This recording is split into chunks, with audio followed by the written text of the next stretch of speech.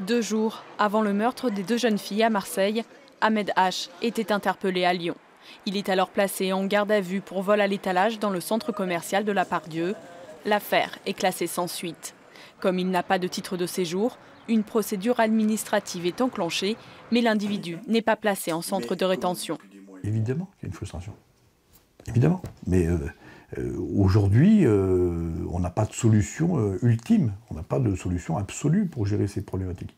Ce gars qui passe à l'acte gare Saint-Charles avec un couteau pour assassiner 2 jeunes filles, personne ne pouvait le voir venir, a priori. Je dis bien a priori, il faut laisser l'enquête se faire, mais a priori, il n'y avait pas d'éléments connus au moment de son interpellation à Lyon pour son vol à l'étalage, il n'y avait pas d'éléments connus contre lui comme étant potentiellement un individu qui allait passer à l'acte et assassiner 2 personnes à Marseille quelques heures après.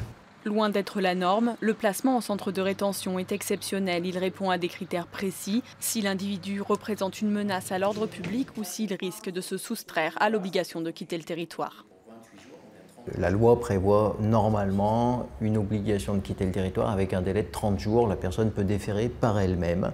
Et même lorsqu'elle est obligée de quitter le territoire sans délai, dans un certain nombre de cas restreints, la mesure d'obligation de quitter le territoire sans délai n'est pas forcément accompagnée d'une mesure privative de liberté.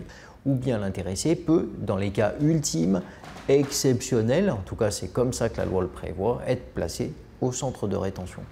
Le centre de rétention de Lyon-Saint-Exupéry dispose de 120 places. Était-il vraiment saturé le week-end dernier? La procédure administrative a-t-elle été bien respectée? Sollicité, le préfet réserve dans un premier temps ses réponses à l'inspection générale de l'administration.